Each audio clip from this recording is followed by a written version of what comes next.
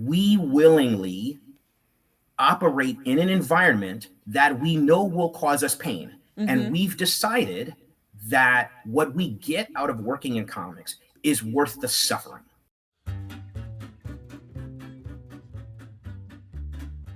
Yeah.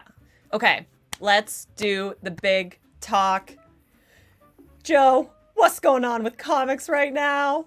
Wow. So there were a number of things that happened in a period of time that led to me writing this, right? The amount of creators that are in dire straits and that need crowdfunding campaigns for the village, the community, to help their families pay their bills. Yep. What happened with Comics Broke Me on Twitter? Yeah. Everything was coming together.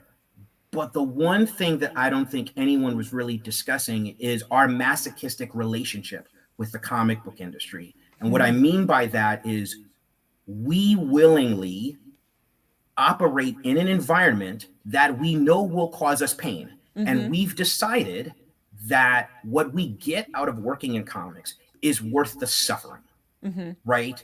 And that is masochism. You will endure one pain so that you can avoid what you consider a higher pain. And that mentality must end. We must not consign ourselves to suffering to do something that we love. What we have to do is we have to redefine ourselves as business people, because since the beginning of time, creators have been told, you're not entrepreneurs, you are labor. You are a hammer.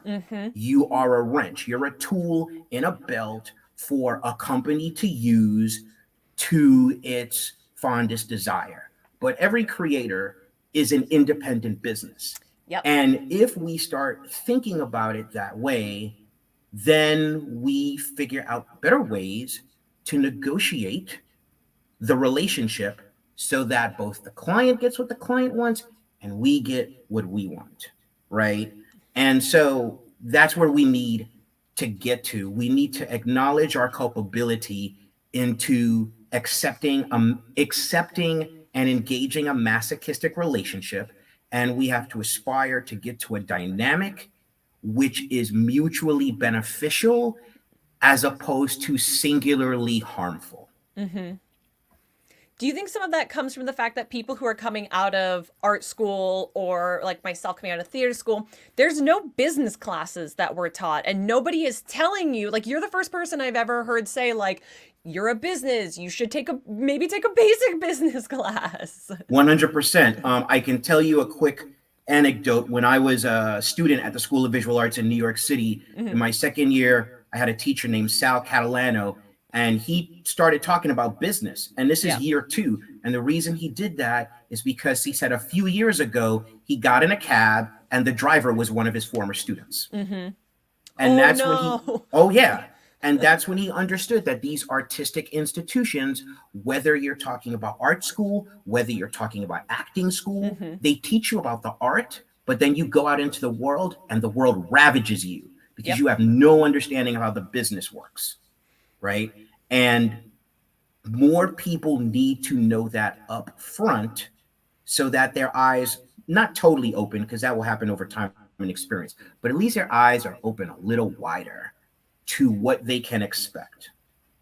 All I want is for you to found Creators University. Hey, you know, you know, like, this is how you do it. Nothing is impossible, Ashley. It's comics.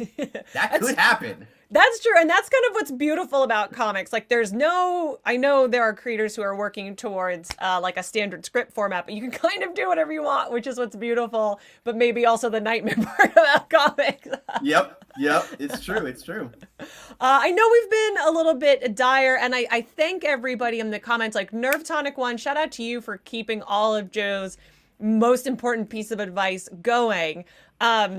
But if somebody has been listening and they've read the features and they're looking for a little bit of hope, what do you think is good about the comics industry right now? What's a positive takeaway that we could have? Number one, that there are no barriers to getting your story to the public. Before, if you couldn't get a publisher, Yeah. then you couldn't get it out. If you self-published, but you couldn't get a printer or distribution, you couldn't get it out. Now you have web comics. You have, the thing about creators is they find a way. So I remember going to FlameCon a few years ago here in New York and seeing all these creators booths and how they've set themselves up as these micro entrepreneurs and this direct relationship with the public. So there are no barriers to getting your stories to the audience you want to get them to. Number two, I've never known a time in comics to have a greater variety and selection of stories than what we have right now. So those two things are really great. And that's part of what keeps me going back to my, local comic book shops and keeps me interested in what's coming out, because there are still gems out there, but you just have to find them. And sometimes your retailers can help you find things that align with your interest because they know you that way. Yeah, if you have a great LCS, they can do that for you, and that's why they're so special. Jake Hefner says, 100%. this is a masterclass in a Popverse episode. Goodness gracious. I told you, Joe's a genius. You gotta listen to him. He will break your brain. Like, if you go back and look at our Entropy interview from, I'm just like, like every 5 minutes of that episode. Yep.